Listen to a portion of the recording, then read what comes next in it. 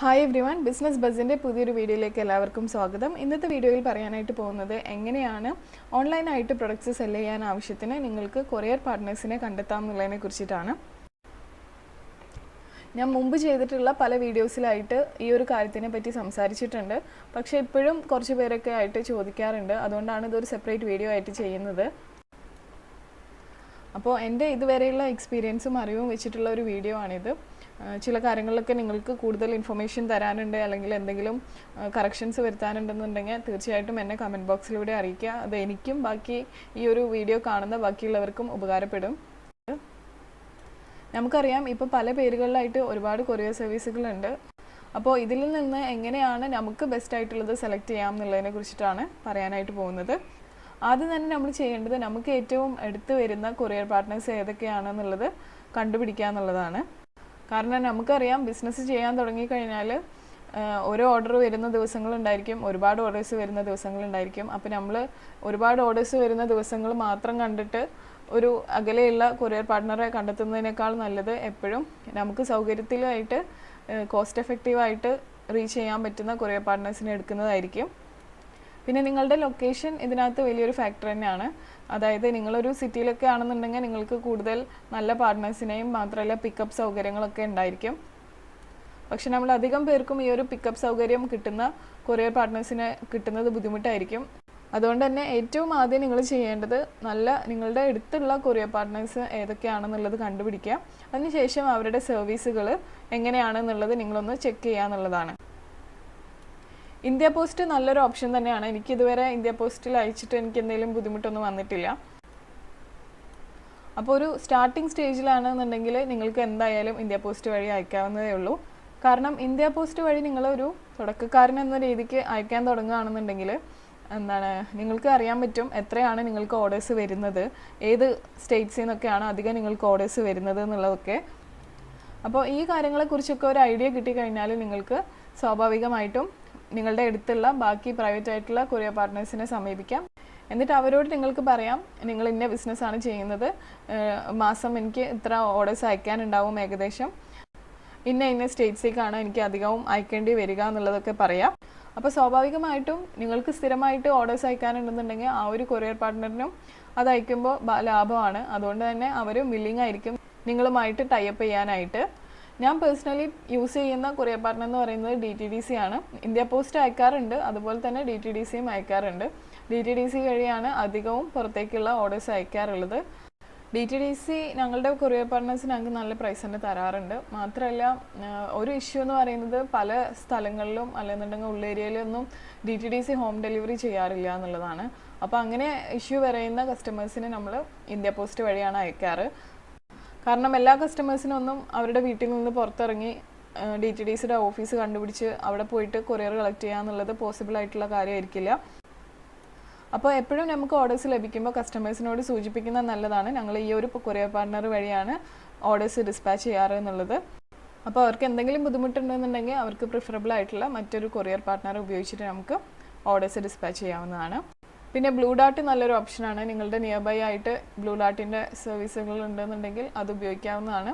പിന്നെ ഇപ്പോൾ പ്രൊഫഷണൽ കൊറിയേഴ്സും ബിസിനസ്സുകളൊക്കെ കൂടുതലായിട്ട് പ്രിഫർ ചെയ്യുന്നുണ്ട്.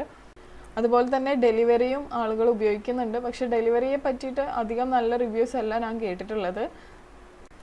അപ്പോൾ ഞാൻ നേരത്തെ സൂചിപ്പിച്ച പോലെ തന്നെ ആദ്യം നിങ്ങൾ ഇന്ത്യ പോസ്റ്റ് വഴി ഓർഡേഴ്സ് അയക്കാനായിട്ട് തുടങ്ങുക, തുടക്കക്കാരാണെന്നുണ്ടെങ്കിൽ. എന്നിട്ട് നിങ്ങളുടെ അടുത്തുള്ള കൊറിയർ പാർട്ട്നേഴ്സിനെ കണ്ടുപിടിച്ചിട്ട് അവരായിട്ട് സംസാരിക്കുക. ഏകദേശം നിങ്ങൾക്ക് ഇത്ര ഓർഡേഴ്സ് മാസം അയക്കാനുണ്ടായിരിക്കും, അപ്പോൾ നിങ്ങൾക്ക് തരാൻ പറ്റുന്ന ബെസ്റ്റ് പ്രൈസ് എത്രയാണെന്നുള്ളത് ചോദിക്കുക.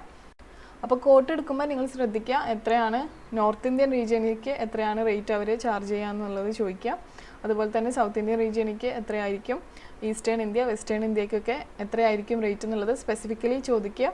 എന്നിട്ട് റേറ്റ് നോട്ട് ചെയ്തതിന് ശേഷം നിയർ ബൈ ഉള്ള എല്ലാ കൊറിയർ സർവീസുകളുടേതും നിങ്ങൾ ഇതേപോലെ കോട്ട് എടുക്കുക. അതിൽ നിന്ന് പ്രൈസും അതുപോലെ തന്നെ സർവീസും ബെസ്റ്റ് എന്ന് തോന്നുന്ന ഒരു കൊറിയർ സർവീസിനെ നിങ്ങൾക്ക് ചൂസ് ചെയ്യാം. ഇപ്പം ഞാൻ പറഞ്ഞു എന്ന് വിചാരിച്ചിട്ട് നിങ്ങൾ DTDC തന്നെ പ്രിഫർ ചെയ്യണം എന്നില്ല. കാരണം ഞാൻ നേരത്തെ സൂചിപ്പിച്ച പോലെ തന്നെ DTDCക്ക് തന്നെ അതിൻ്റേതായിട്ടുള്ള പ്രശ്നങ്ങളുണ്ട്. എല്ലാ കൊറിയർ സർവീസുകൾക്കും അതിൻ്റേതായിട്ടുള്ള ചില പ്രശ്നങ്ങൾ ഉണ്ടായിരിക്കും. അപ്പോൾ നിങ്ങൾ തന്നെ യൂസ് ചെയ്തിട്ട് കണ്ടുപിടിക്കാൻ നിങ്ങൾക്ക് ഏതാണ് ഏറ്റവും ബെസ്റ്റ് ആയിട്ട് വർക്ക് ചെയ്യുന്നത് എന്നുള്ളത്. ഇപ്പോൾ ഏത് കൊറിയർ സർവീസ് വഴി അയക്കുമ്പോഴും നമുക്ക് ട്രാക്കിംഗ് ഡീറ്റെയിൽസ് അവൈലബിൾ തന്നെയാണ്. ചിലപ്പോഴൊക്കെ നമുക്ക് വരുന്നൊരു പ്രശ്നമാണ് ട്രാക്കിംഗ് ഡീറ്റെയിൽസ് കൊടുത്തു കഴിഞ്ഞാൽ പോലും നമ്മളിപ്പോൾ സെർച്ച് ചെയ്യുകയാണെന്നുണ്ടെങ്കിൽ ആ ഒരു ഐറ്റം നമുക്ക് ട്രാക്ക് ചെയ്യാൻ പറ്റാതാവുക, അല്ലെങ്കിൽ ആ ഒരു സിസ്റ്റം അപ്ഡേറ്റ് ആവാത്തതുകൊണ്ട് മുമ്പ് അയച്ച പോലെ തന്നെ സ്റ്റാറ്റസ് കാണിക്കുക എന്നുള്ളതൊക്കെ. അപ്പോൾ അങ്ങനെയൊക്കെയുള്ള സിറ്റുവേഷൻസിൽ ഞാൻ എൻ്റെ കൊറിയർ പാർട്ട്ണറുമായിട്ട് കോൾ ചെയ്യുകയാണെന്നുണ്ടെങ്കിൽ അവരെന്നെ എനിക്കതിൻ്റെ ഡീറ്റെയിൽസ് തപ്പിയെടുത്തിട്ട് അതിൻ്റെ കാര്യങ്ങൾ പറഞ്ഞു തരാറുണ്ട്. അപ്പോൾ ഇന്ത്യ പോസ്റ്റ് വഴിയൊക്കെ ആകുമ്പോൾ ഇത് നമുക്കത് സാധ്യമല്ലല്ലോ. അപ്പോൾ അങ്ങനെയുള്ള കാര്യങ്ങളൊക്കെ ഇതിനകത്ത് വരുന്നുണ്ട്. ഇപ്പോൾ പല കൊറിയർ പാർട്ട്നേഴ്സും പിക്കപ്പ് സൗകര്യങ്ങളും ഏർപ്പാടാക്കുന്നുണ്ട്. അതായത് നിങ്ങളുടെ ഓഫീസിലോ അല്ലെങ്കിൽ വീട്ടിലോ വന്നിട്ട് ഓർഡേഴ്സ് കളക്ട് ചെയ്യുന്ന ഒരു സൗകര്യമുണ്ട്. അപ്പോൾ വീട്ടിൽ നിന്ന് പുറത്തിറങ്ങാൻ ബുദ്ധിമുട്ടുള്ളവർക്കൊക്കെ ആണെന്നുണ്ടെങ്കിൽ അന്വേഷിക്കാവുന്നതാണ്, നിങ്ങളുടെ കൊറിയർ സർവീസുമായിട്ട് സംസാരിക്കാവുന്നതാണ് നിങ്ങൾക്ക് ഇങ്ങനെ പിക്കപ്പ് സൗകര്യങ്ങളുണ്ടോ എന്നുള്ളത്. പക്ഷേ പിക്കപ്പ് സർവീസ് എല്ലാവർക്കും ഒന്നും അവൈലബിൾ ആയിരിക്കില്ല. കാരണം നല്ല ലൊക്കേഷനിലൊക്കെ ആണെന്നുണ്ടെങ്കിലാണ് അവർ പിക്കപ്പ് പൊതുവെ എടുക്കാറുള്ളൂ. പിക്കപ്പ് സർവീസിന് ചാർജ് ചെയ്യുന്ന കൊറിയർ സർവീസുകളും ഉണ്ട്, അതുപോലെ തന്നെ ഫ്രീ ആയിട്ട് പിക്കപ്പ് സൗകര്യങ്ങൾ കൊടുക്കുന്നവരുമുണ്ട്. പിന്നെയുള്ളൊരു കാര്യമാണ് ക്യാഷ് ഓൺ ഡെലിവറി. അപ്പോൾ കസ്റ്റമേഴ്സ് ക്യാഷ് ഓൺ ഡെലിവറി ആവശ്യപ്പെടുന്നുണ്ടെന്നുണ്ടെങ്കിൽ നിങ്ങൾക്ക് നിങ്ങളുടെ കൊറിയർ പാർട്ട്ണറുമായിട്ട് സംസാരിക്കാം cash on delivery service available ആണോ എന്നുള്ളത്. പൊതുവേ ക്യാഷ് ഓൺ ഡെലിവറി സർവീസ് നമ്മുടെ കസ്റ്റമേഴ്സിന് നമുക്ക് കൊടുക്കാനായിട്ട് നമ്മുടെ അടുത്തുനിന്ന് കൊറിയർ പാർട്ട്നേഴ്സ് ഒരു സെപ്പറേറ്റ് എമൗണ്ട് തന്നെ ചാർജ് ചെയ്യാറുണ്ട്. അപ്പോൾ നിങ്ങൾ ക്യാഷ് ഓൺ ഡെലിവറി ആയിട്ട് ഓർഡേഴ്സ് അയക്കണം എന്നുണ്ടെന്നുണ്ടെങ്കിൽ അതിനെക്കുറിച്ചും നിങ്ങൾക്ക് കൊറിയർ പാർട്ട്നേഴ്സിനോട് സംസാരിക്കുമ്പോൾ സൂചിപ്പിക്കാവുന്നതാണ്. അപ്പോൾ കോഡ്സ് മേടിക്കുമ്പോൾ ഈ ഒരു എമൗണ്ട് കൂടി ചേർത്തിട്ടുള്ളത് മേടിക്കുക. പിന്നെ പൊതുവേ 2 രീതിയിലുള്ള ഡെലിവറി സർവീസുകളുണ്ട്, സ്റ്റാൻഡേർഡ് ആൻഡ് എക്സ്പ്രസ് എന്ന് പറയും. സ്റ്റാൻഡേർഡ് ഡെലിവറി എന്ന് പറഞ്ഞാൽ നമുക്ക് സാധാരണ പോലെ അയക്കുന്നത് തന്നെ. അതായത് ഇപ്പോൾ ഒരു ഓർഡർ നമ്മൾ മുംബൈക്ക് അയക്കുകയാണെന്നുണ്ടെങ്കിൽ ഏകദേശം 5-6 ദിവസം കൊണ്ട് എത്തും എന്ന് പറയുന്നത് ഒരു സ്റ്റാൻഡേർഡ് ഡെലിവറിയാണ്. ഇനിയിപ്പോൾ ഒരു ഓർഡർ നിങ്ങൾക്ക് എമർജൻസി ആയിട്ട് അയക്കേണ്ടി വരികയാണ്, ഇപ്പോൾ ഒരു കസ്റ്റമർ പുറത്തൊക്കെ വിദേശത്തൊക്കെ പോകുന്നവരാണെന്നുണ്ടെങ്കിൽ അർജൻറ്റായിട്ട് ഈ ഒരു ഓർഡർ കിട്ടണം എന്നൊക്കെ പറയുകയാണെന്നുണ്ടെങ്കിൽ നിങ്ങൾക്ക് എക്സ്പ്രസ് ഡെലിവറി വഴി അയക്കാവുന്നതാണ്. അപ്പോൾ അങ്ങനെ അയക്കുമ്പോൾ ചുരുങ്ങിയ ദിവസം കൊണ്ട് തന്നെ നിങ്ങൾക്ക് ആ ഒരു ഐറ്റം നിങ്ങളുടെ കസ്റ്റമേഴ്സിൽ എത്തിക്കാനായിട്ട് സാധിക്കുന്നതാണ്. പിന്നെ നമുക്ക് ഊഹിക്കാവുന്ന പോലെ തന്നെ സ്റ്റാൻഡേർഡ് ഡെലിവറിയേക്കാൾ പ്രൈസ് കൂടുതലായിരിക്കും എക്സ്പ്രസ് ഡെലിവറി വഴി അയക്കുമ്പോൾ. പക്ഷേ കുറഞ്ഞ ദിവസം കൊണ്ട് തന്നെ നിങ്ങളുടെ ഓർഡർ കസ്റ്റമേഴ്സിൻ്റെ അടുത്തേക്ക് എത്തുന്നതാണ്.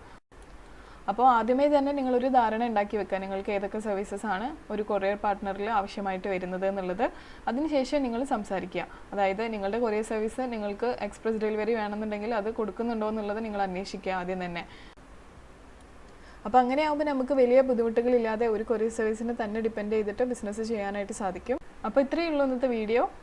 ഈ ഒരു വീഡിയോ നിങ്ങൾക്ക് ഉപകാരപ്പെട്ടു എന്ന് വിചാരിക്കുന്നു. നിങ്ങൾ ആദ്യമായിട്ടാണ് ഈ ഒരു ചാനൽ കാണുന്നതെന്നുണ്ടെങ്കിൽ ഞാൻ ചെയ്യുന്നത് ബിസിനസ് റിലേറ്റഡ് ആയിട്ടുള്ള വീഡിയോസാണ് ഈ ഒരു ചാനലിൽ. അപ്പോൾ ഇങ്ങനെയുള്ള കണ്ടന്റുകൾ നിങ്ങൾക്ക് താല്പര്യമാണെന്നുണ്ടെങ്കിൽ എൻ്റെ ചാനലിൽ ഞാൻ ഇതുവരെ ചെയ്തിട്ടുള്ള വീഡിയോസ് ഒന്ന് നിങ്ങൾ കണ്ടു നോക്കുക. അതിനുശേഷം നല്ലതെന്ന് തോന്നുകയാണെന്നുണ്ടെങ്കിൽ ഈ ഒരു ചാനൽ നിങ്ങൾ സബ്സ്ക്രൈബ് ചെയ്യുക.